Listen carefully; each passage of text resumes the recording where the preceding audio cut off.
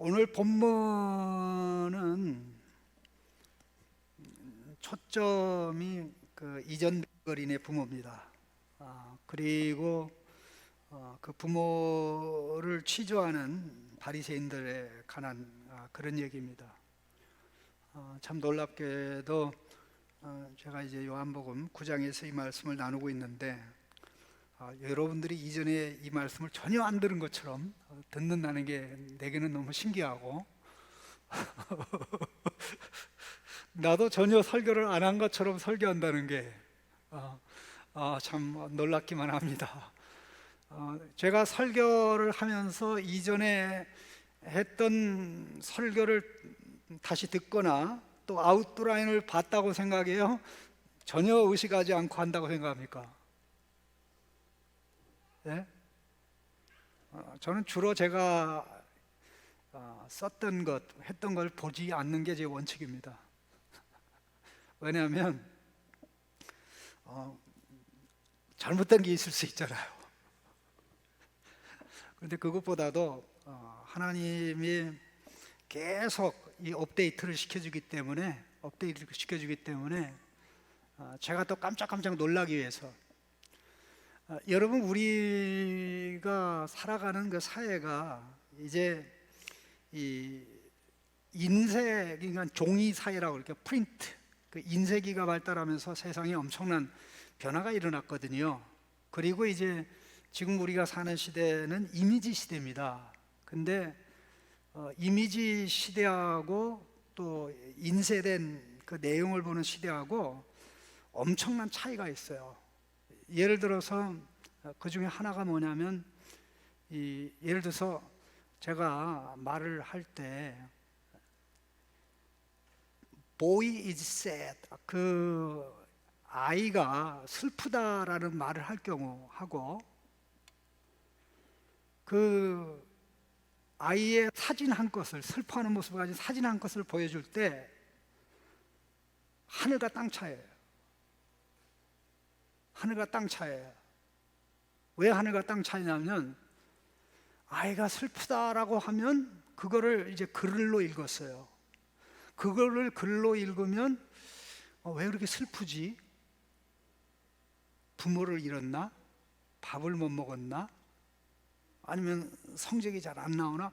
온갖 가지 이것을 생각하고 저것을 생각해서 모든 것들을 다 동원해요. 그래서 이미지를 자기가 만들어요. 예? 이미지를 만들어내요. 이런 상황인가? 저런 상황인가?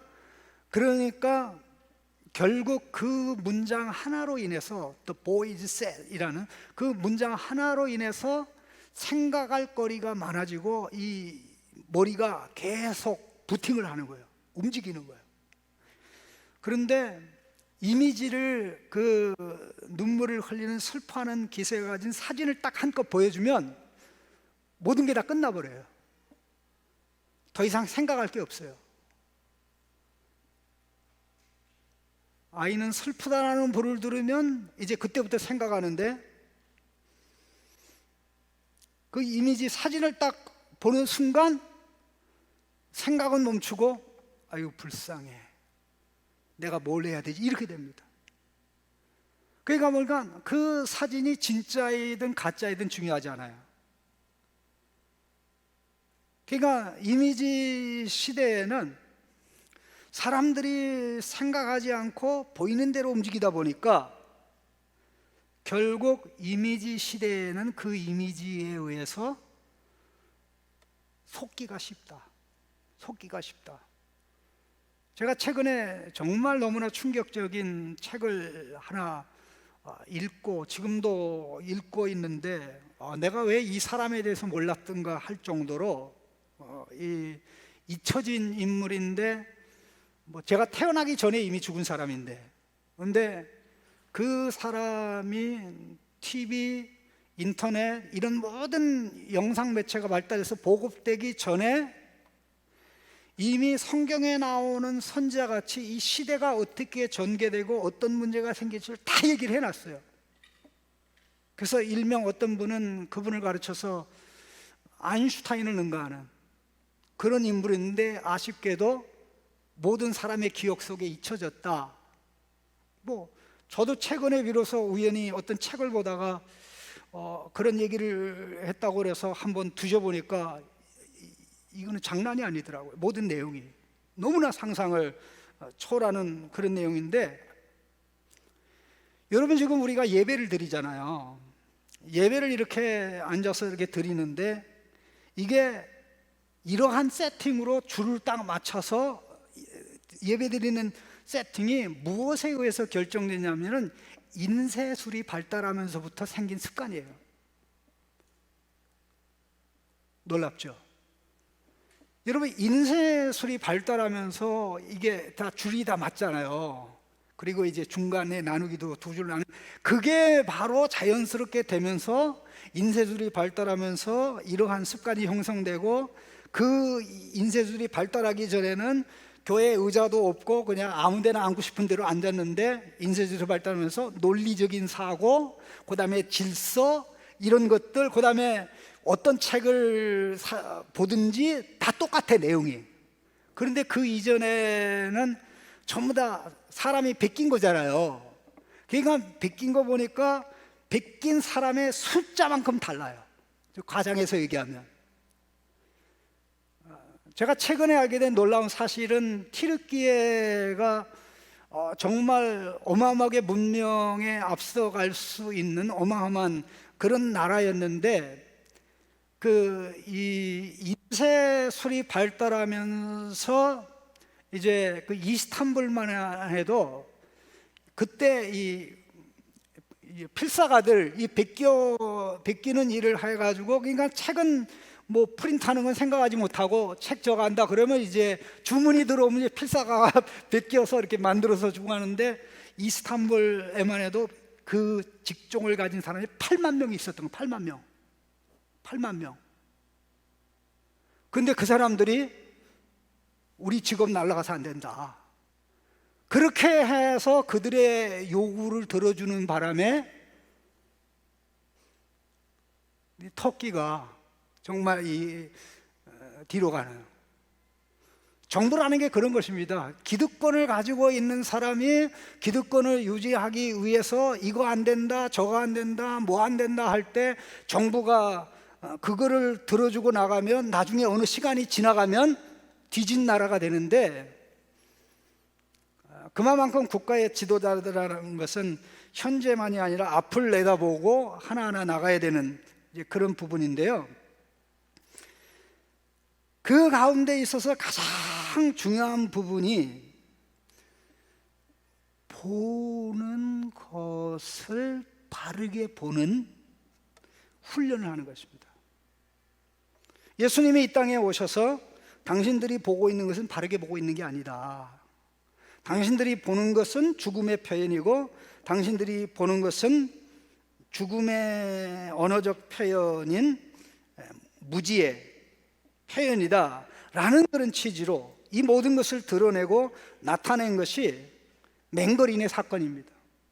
이 맹거린을 통해서 예수님께서는 하나님이 하시는 일이 드러나게 하기 위함이라 그랬는데, 단지 이 사람에게 눈에 진흙을 발라서 이 사람이 눈이 떠지는 것으로 하나님의 일이 드러난 게 아니라, 그에게 일어난 일을 보고 사람들이 어떻게 반응하고 어떻게 말하는가를 보면서 종합적으로 아하, 이 한 사건 속에 또 그에게 사람들이 반응하는 것 속에 인간의 영적 실상, 아담의 후손들의 영적 실상이 들어있다라는 것을 보여준다는 점에서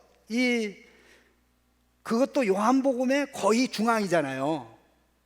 9장이니까 거의 중앙에서 조금 앞인데, 이 기록을 우리가 확인하면서 참 어떻게 이런 일이 가능할까? 무슨 얘기냐면 이 맹거린을 치조한 바리새인들의 이야기입니다.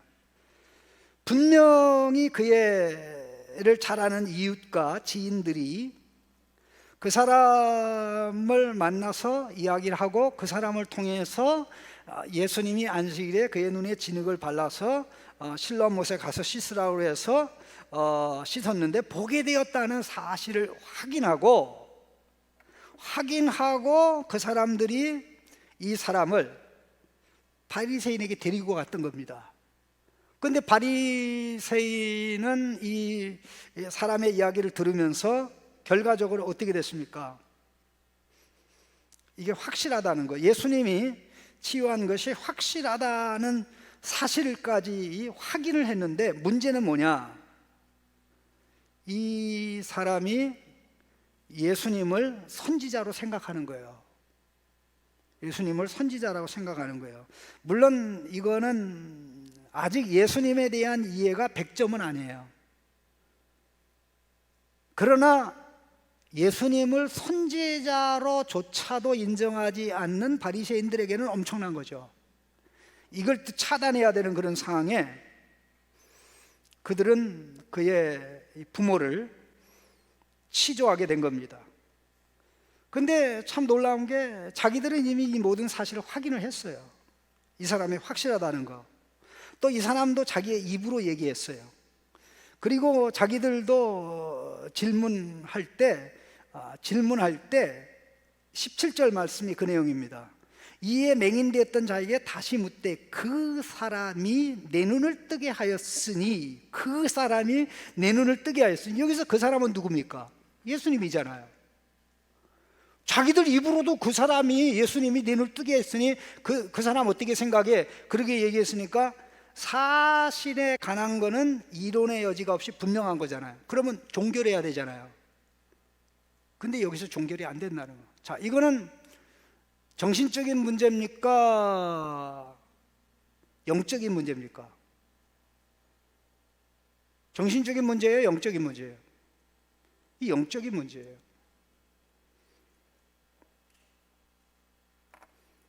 그리고 이제 더 나가서 부모에게 물어봅니다. 부모에게 물어보는 질문이 두 가지입니다. 이 사람이 맹인으로 난 내 아들 맞냐? 너희들 아들 맞냐? 지금은 보잖아요. 그리고 두 번째 질문은 어떻게 보느냐?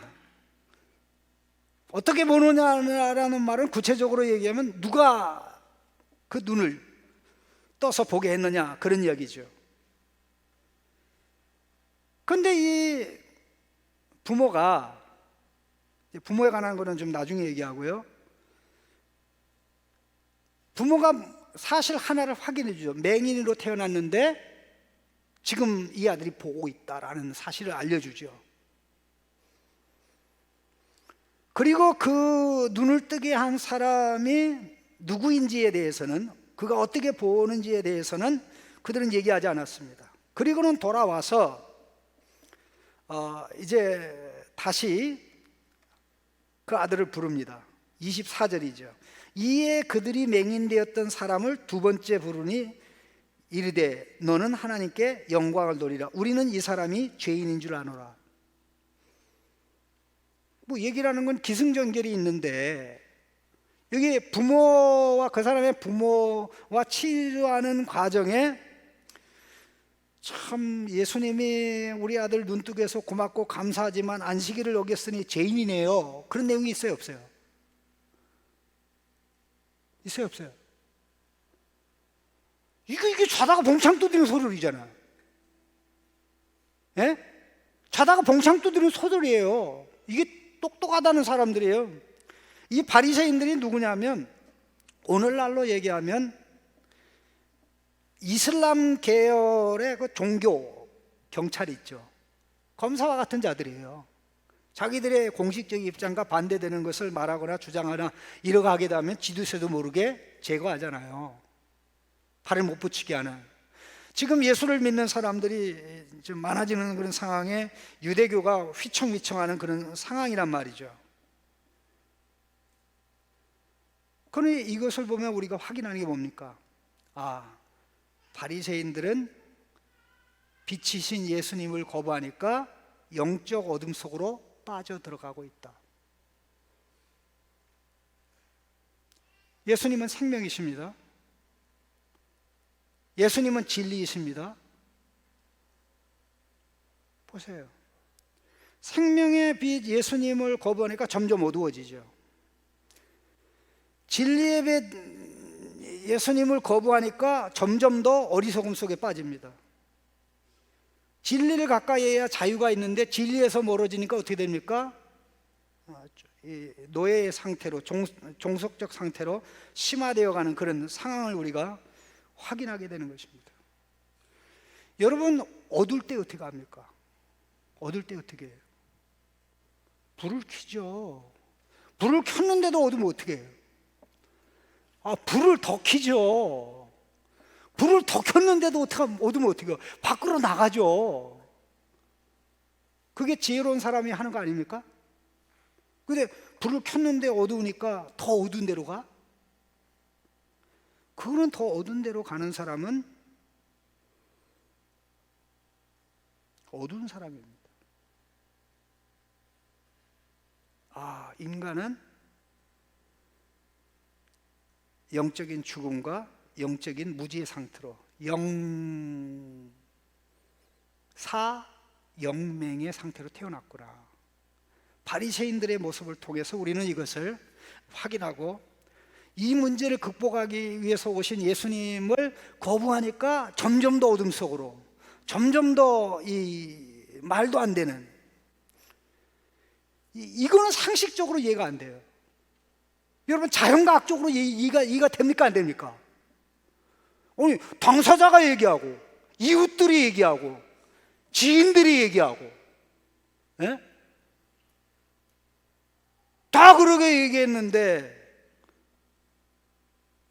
말이 되냐 이거예요. 다만 문제 삼은 게 있다면, 그날이 안식일이었기 때문에 문제가 된 거죠.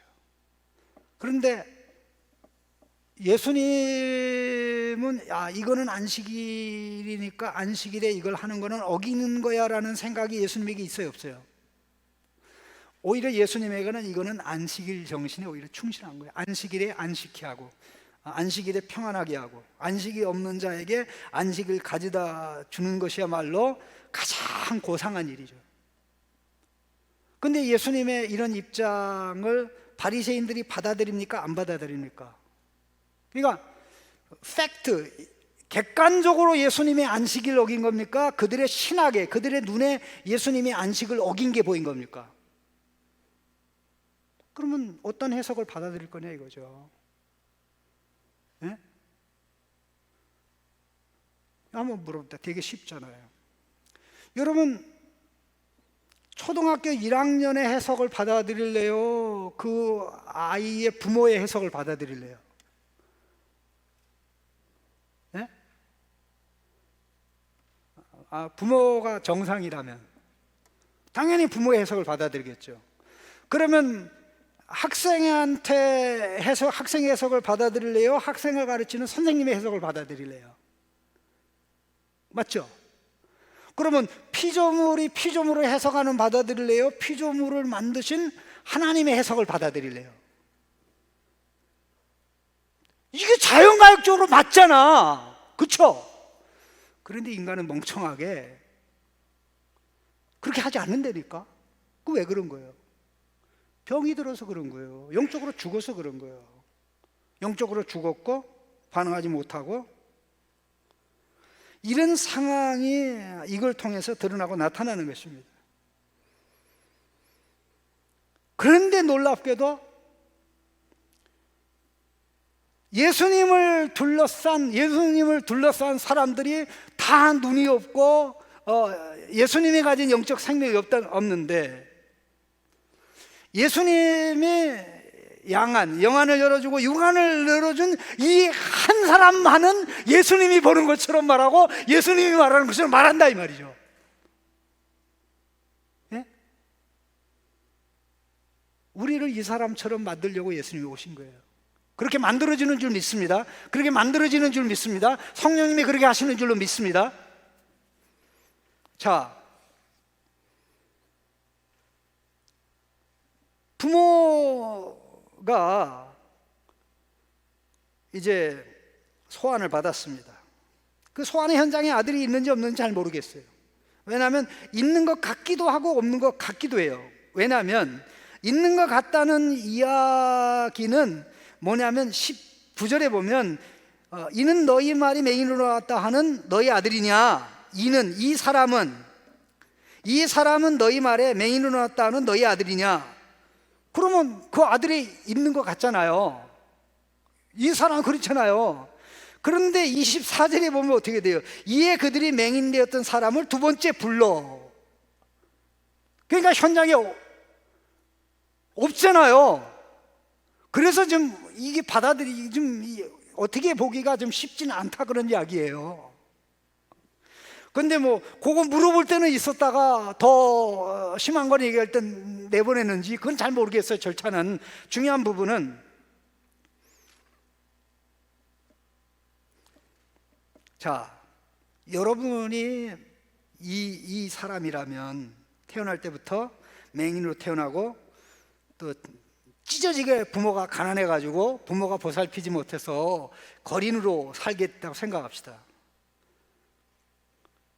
참 운 좋게 예수님 만나가지고 눈을 떴어요.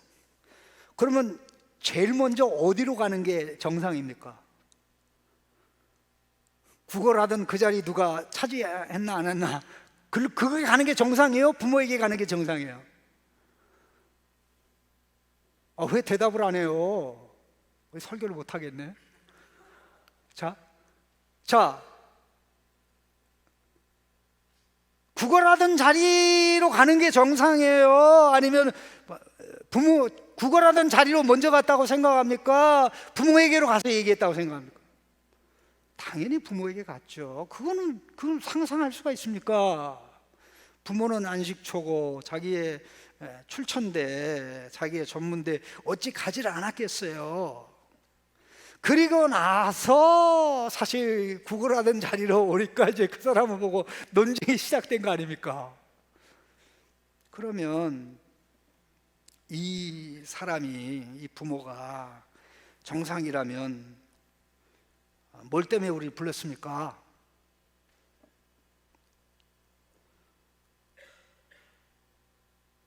당당하게 얘기할 수 있죠. 맹인으로 태어난 우리 아들 맞다고. 우리 아들이 우리한테 와서 얘기하기를 예수님이 안식일에 눈에 진흙을 발라서 실로암 목사에 가서 씻으라고 해서 힘들게 참 가서 씻었더니 보게 됐다고. 우리 아들이 그렇게 얘기했다고.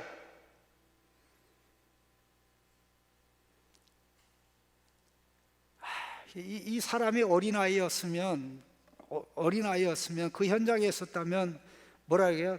시침이 딱 될 때 엄마 아빠 거짓말 하지 마요. 내가 이 얘기 다 했잖아요. 왜 거짓말해요? 그랬을 거 아닙니까? 아마 유건이 정도만 돼도 그렇게. 네?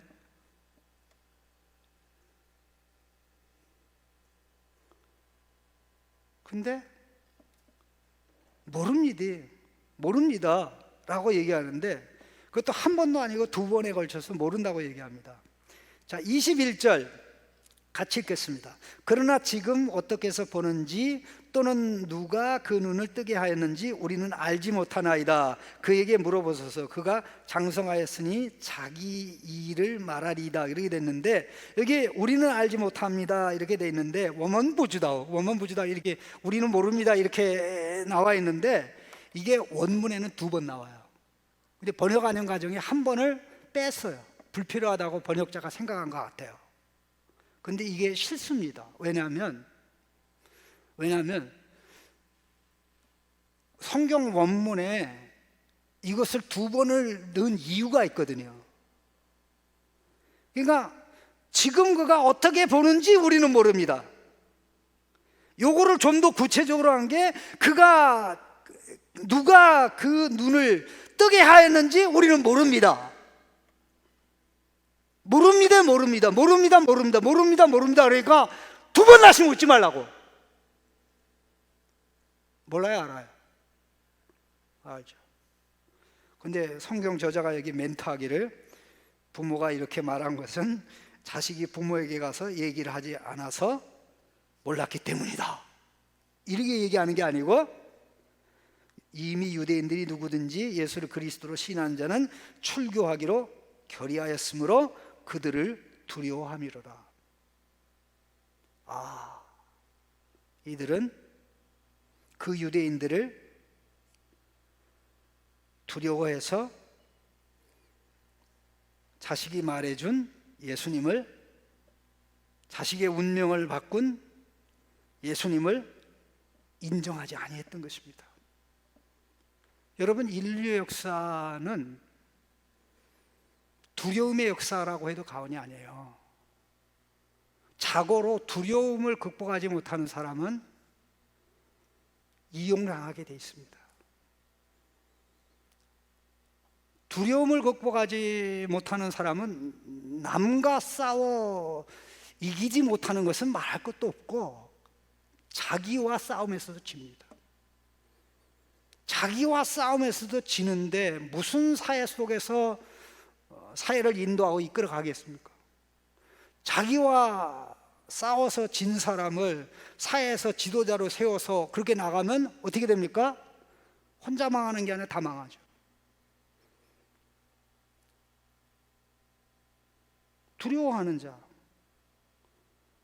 하나님을 두려워하면 두려워할 게 없지만 피조물을 두려워하면 두려워할 것밖에 없어요.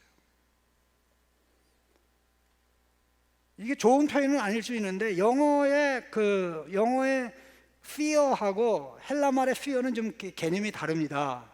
근데 이게 좋은 fear가 있고 나쁜 fear가 있는데, 좋은 fear는 두려워해야 될 분을 두려워하는 게 좋은 fear고, 두려워해서는 안 될 걸 두려워하는 게 이제 나쁜 fear인데, 이게 두려움이라는 게 일단 기본적으로는 듣는 것과 관련이 돼 있어요.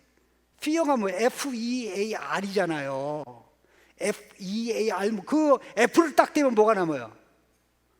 이어가 남잖아요. 이어가 남잖아요. 그러니까 사람이 보거나 듣고 나서 아이고 무서워 이러잖아요. 보거나 듣고 나서 아이고 무서워 그러잖아요. 그러게 이 두려움의 기제가 작동할 때 브레이크를 딱 걸고 왜 두려워해? 두려워할 거 없어 라고 두려움이 나를 엄습하지 못하도록, 나를 지배하고 다스리지 못하도록 해놓으면 결국 이제 두려움이 무릎을 꿇죠. 그런데 이 사람들을 두려워한 이유가 뭡니까? 이 사람들이 예수님을 인정하면 해당해서 쫓아낸다 이거예요. 그럼 여러분 가만히 생각해 보세요. 그 당시에 그 유대교는 사도행전에 나와 있듯이 구제 프로그램이 많았어요. 여러분 성전 여인회들의 헌금 박스가 많이 있다 그랬잖아요. 헌금통이. 그 중에 이제 가난한 자, 그 헌금 박스 중에 일부는 또 가난한 자를 위해 쓰여지는 헌금이기도 했어요. 그러면 구제 대상 중에 반드시 포함됐을 것으로 추정되고 예상되는 사람이 바로 이 이전 맹거린의 부모잖아요. 얼마나 가난했으면 이제 애새끼 나놓고 책임도 못 져. 예? 말이 돼요, 안 돼요? 그런데 얼마 안 되는 것마저 그거 받아가지고 생끼니를 이어가고 있는데, 내 아들, 예수님이 내 아들 고쳐줬다고 얘기해가지고 그 구제 받는 것도 못 받으면 굶어 죽는다 이거지. 굶어 죽는 것보다 예수님을 부인하는 게 낫다 이거지.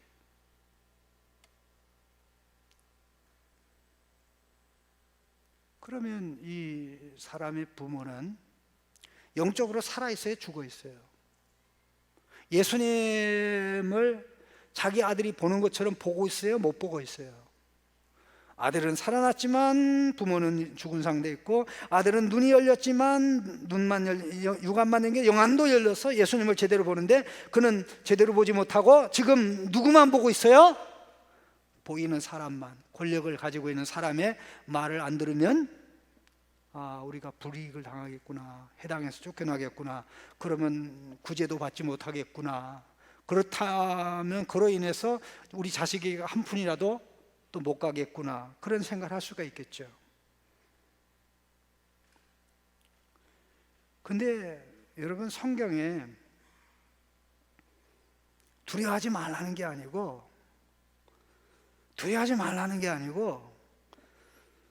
두려워하지 말아야 될 자를 두려워하지 말라는 거예요. 두려워할 자를 두려워하고 두려워하지 말아야 될 자를 두려워하지 않는데, 여러분 요한복음에서 두드러지게 이 사람들이 두려워서 하는 일이 뭐냐면 예수님을 부인해요. 두려워서 예수님을 부인해요. 7장 13절에 보면 이렇게 되어 있습니다. 그러나 유대인들을 두려워함으로 드러나게 그에 대하여 말하는 자가 없었다. 그 다음 12장 42절 43절에 그러나 관리 중에도 그를 믿는 자가 많되 바리새인들 때문에 드러나게 말하지 못하니 이는 출교를 당할까 두려워함이라. 그들은 사람의 영광을 하나님의 영광보다 더 사랑하였더라. 16장 1절 2절에는 내가 이것을 너희에게 이름은 너희로 실족하지 않게 하려 함이니 사람들이 너희를 출교할 뿐 아니라 때가 이르면 무릇 너희를 죽이는 자가 생각하기를 이것이 하나님을 섬기는 일이라 하리라. 이렇게 되어 있습니다. 자, 근데 두 번에 걸쳐서 사람들이 왜 예수님을 못 믿는지, 예수님을 거부하는지 예수님이 분명히 말씀했는데, 그게 뭐냐면 지금 방금 봤습니다.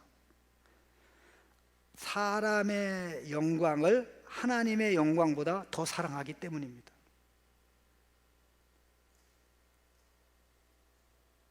바리새인들이 사람들이 많이 믿었는데 출교시킬까 봐 두려워서 신앙 고백을 안 했어요. 얌체 속으로만 믿었어요. 그런데 그것을 가르쳐 말하기를 그들은 사람의 영광을 하나님의 영광보다 더 사랑하였더라. 여러분, 내가 쉽게 얘기합시다. 영광을 취하느냐 취하지 않느냐의 문제가 아니라, 오해하지 마세요. 영광을 취하는 것은 무조건 나쁜 게 아니에요. 명예를 취하는 것은 무조건 나쁜 게 아니에요. 돈을 취하는 것은 무조건 나쁜 게 아니에요. 어떤 영광을, 어떤 돈을 취하느냐에 따라 나쁜 게 될 수 있고 좋은 게 될 수 있잖아요. 네? 자, 돈을 취하는 게 무조건 나쁘면 내 돈 달라고 해서 받는 게 이게 나쁜 거예요? 난 내 돈 아닌 걸 달라는 게 이게 나쁜 거지. 일도 안 왔는데 달라는 게 나쁜 거지. 영광을 구하는 게 왜 나쁘냐 말이에요. 여러분, 옛날에 사람들이 수도원에서 예수 믿으면 안 돼요. 예수님 저 산에서 살지 않고 이 땅 우리 인간 속에 오셔서 바른 영광, 바른 존귀, 위엄을 추구하는 방법을 다 가르쳐 주셨어요. 우리는 산속에 가서 살 자가 아니라 삶의 현장 속에서 보여주면서 이게 진짜 영광이야, 이게 진짜 권세야, 이게 진짜 능력이야, 이게 진짜 지혜야, 이게 진짜 생명이야, 이게 진짜 만족과 기쁨이야, 이걸 예수님이 오셔 보여주고, 이게 신앙생활이거든요. 예? 우리가 이거를 인지하고 인식하지 못하면 문제가 많이 된단 말이죠. 돈을 사랑하면 안 됐다고 물어봐요. 너 10,000원이 좋니? 100만 원이 좋니? 난 100만 원보다는 10,000원이 좋아요. 예? 그래야도 경건하잖아. 예? 이게 얼마나 멍청한 거예요. 사람의 지혜가 좋니? 사람을 만드신 창조자 하나님의 지혜가 좋니? 라고 물어보면 지혜 없이 살라는 게 아니라, 멍청하게 되라는 게 아니라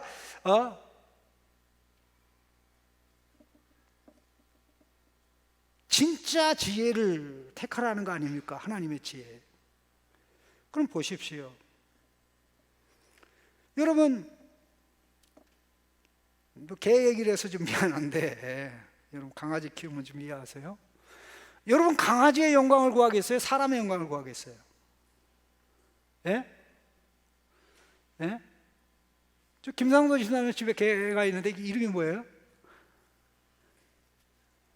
그 이름 잊어버렸는데, 예? 예? 아, 본드래. 본드인데 얼마나 잘 부르는지 모르지만 그런 뜻은 아니고, 그러면 본드의 영광을 구하겠어요? 인간의 영광을 구하겠어요? 당연히 인간의 영광. 그래, 인간의 영광을 구하겠어요? 하나님의 영광을 구하겠어요? 말이 맞죠? 이론적으로 맞죠? 그런데 그게 죽어 있는 상태에서는, 영적으로 죽어 있는 상태에서는, 영적으로 눈이 닫혀 있는 상태에서는 하나님이 아니라 사람이 된다 이 말입니다. 그러니까 아무리 얘기해도 분별하지 못하고 깨닫지 못하는 거죠. 보세요. 유대교 해당에서 쫓겨나게 되면 앞으로 생계 문제가 어려울 수 있다는 거죠. 뭐 그 외에 다른 것도 있겠죠.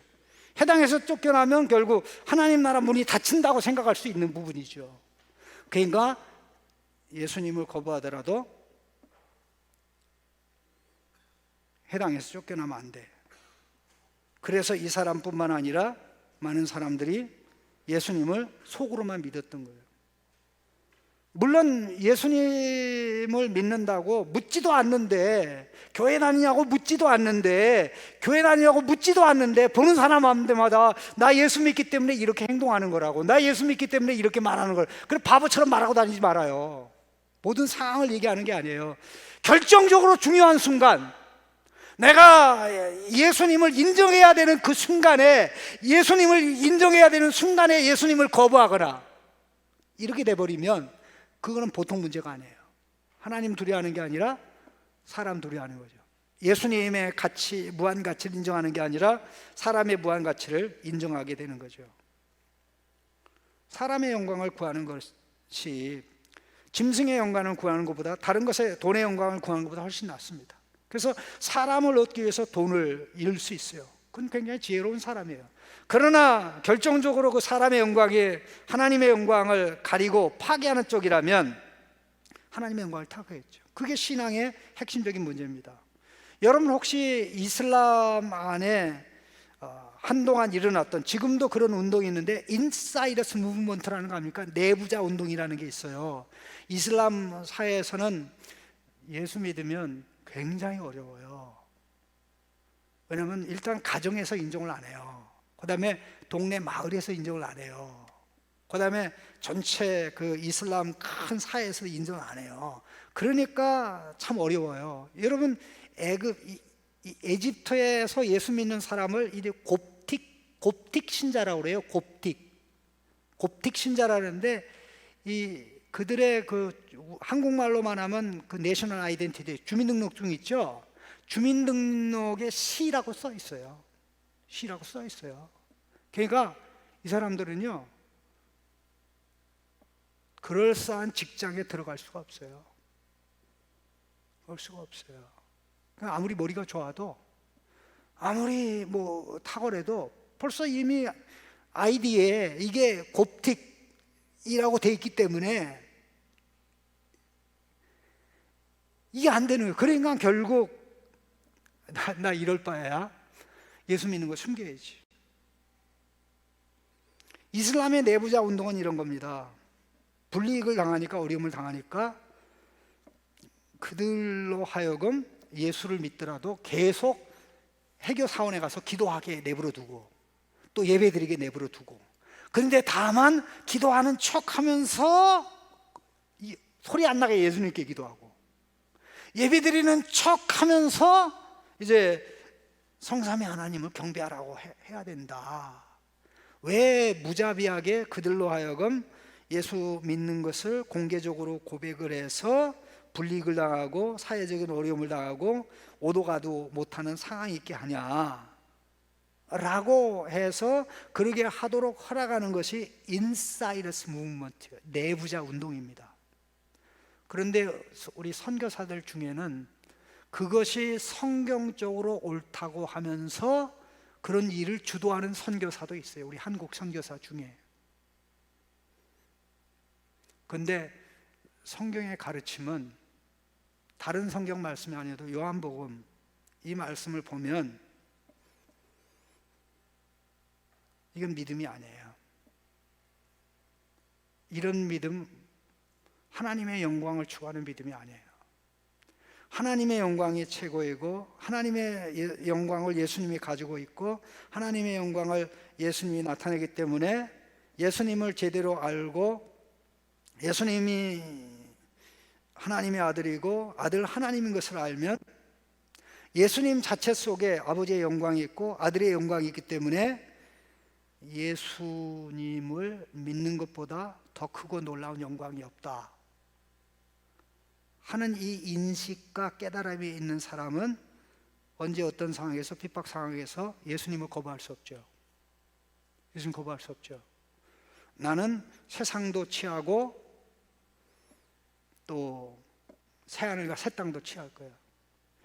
여러분, 팔복에 있어서 가장 마지막 복이 뭡니까? 더블로 복이 또 나온 게 핍박받는 자는 복이 있나니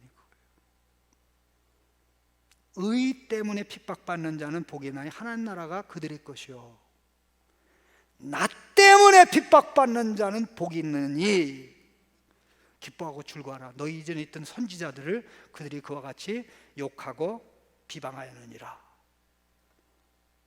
그 핍박받는 이유가 뭐예요?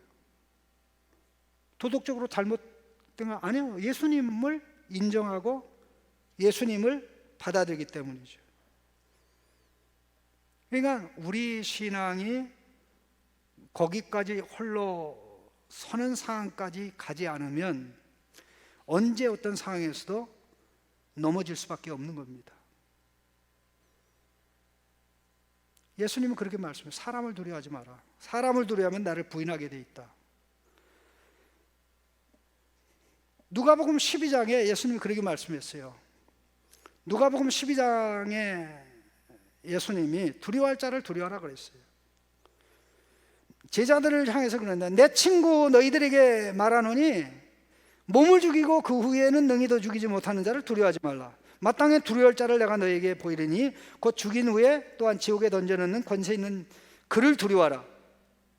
그러면서 맨 끝에 8절 9절에 가서 화면 좀 보여주세요. 8절 9절입니다. 누가복음 12장. 스텝이 바뀐 거, 같이 있습니다. 내가 또한 너희에게 말하노니 누구든지 사람 앞에서 나를 시인하면 인자도 하나님의 사자 앞에서 그를 시인할 것이요 사람 앞에서 나를 부인하는 자는 하나님의 사자 앞에서 부인을 당하리라. 여기서 사람 있죠. 사람. 여기서 사람은 막연한 사람이 아니라 바로 5절에 언급된 예수 믿는 사람을 괴롭히고 예수 믿는 사람을 핍박하고 심지어는 죽이려고 하는 사람들이에요. 그 사람들 앞에서 예수님을 인정하는 게 진짜 예수님을 인정하고 고백하는 것이고 그런 자들 앞에서 거부하는 게 예수님을 거부하는 것이란 그런 이야기입니다. 여러분, 계시록에 새하늘과 새 땅에 들어가지 못하는 사람의 목록이 계시록 21장에도 나오고 계시록 22장에도 나오는데 그 목록을 자세히 보면 놀라울 정도로 첫 번째 언급된 사람이 있어요. 근데 이 내용을 보면 계시록 21장 7절 8절입니다. 계시록 21장 7절 8절에 이렇게 돼 있어요.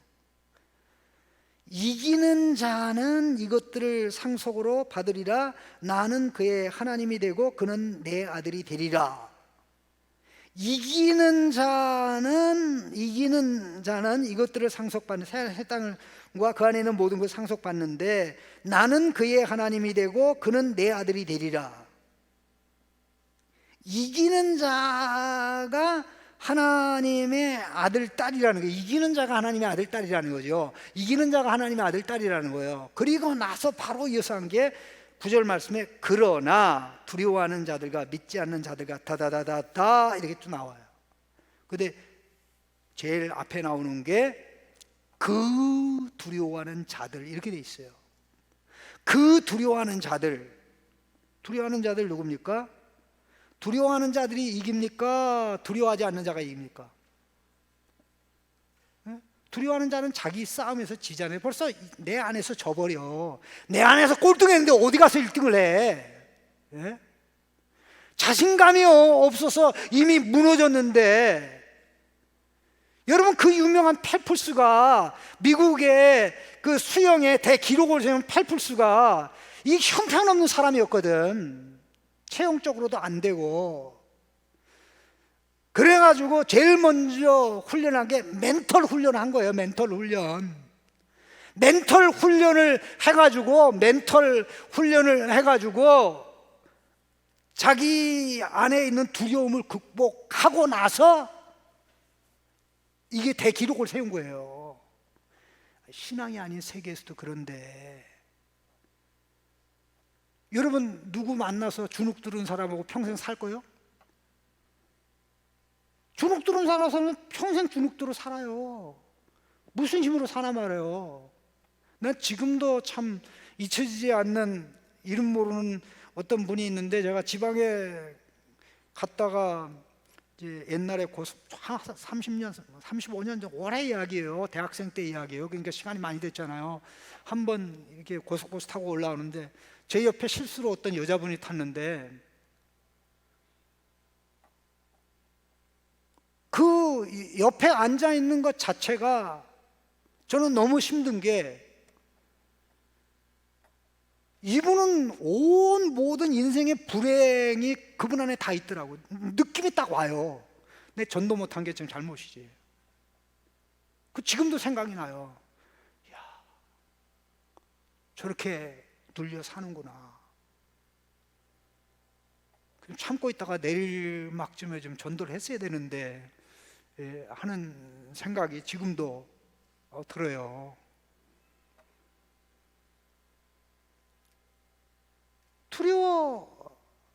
두려워하는 자들, 그 누가 두려워하는가?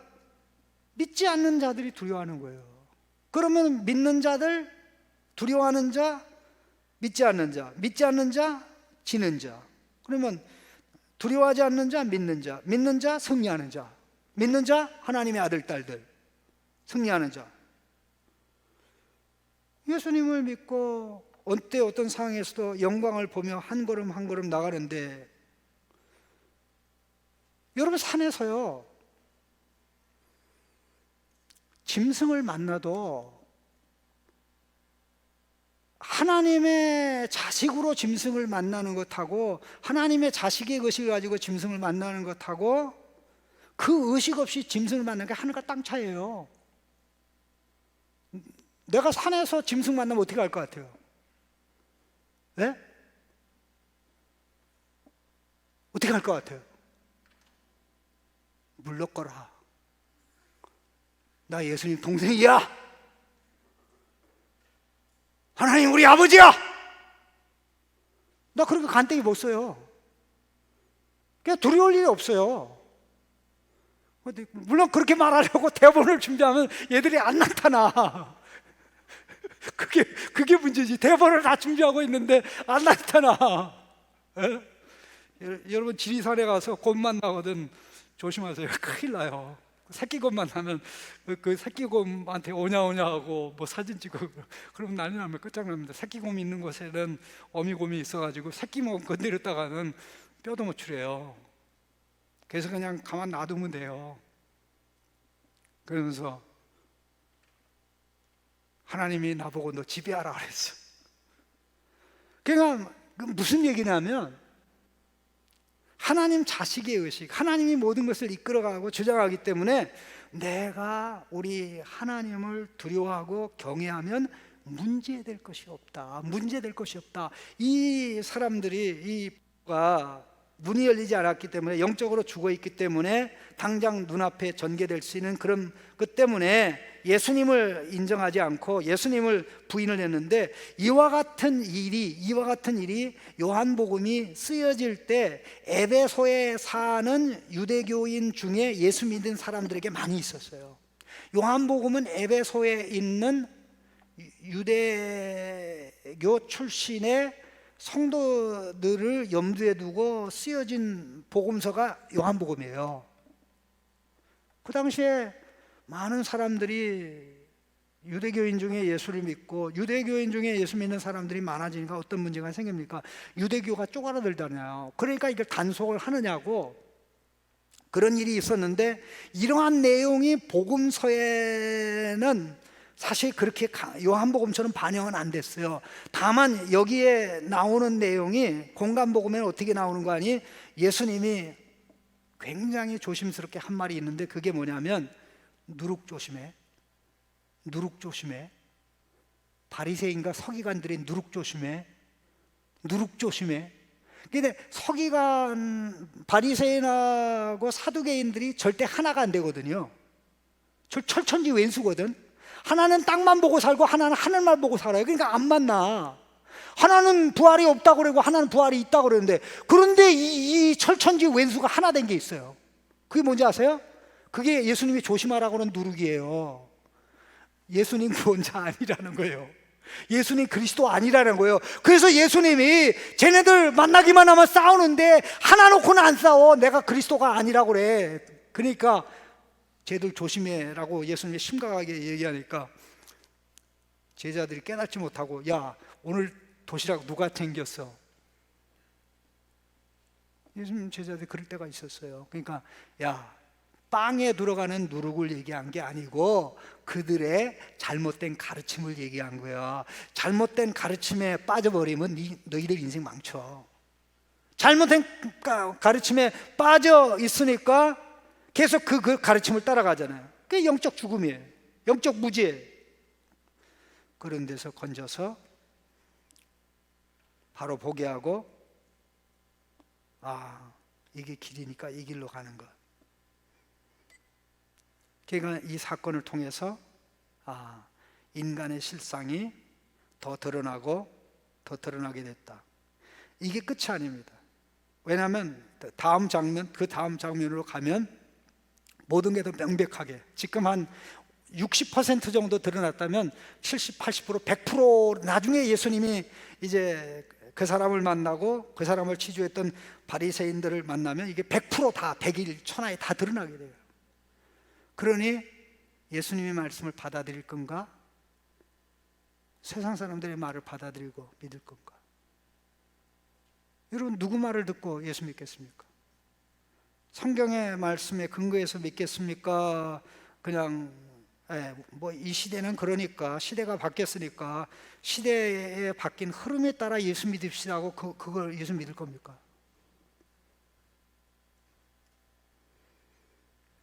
이 시간 기도할 때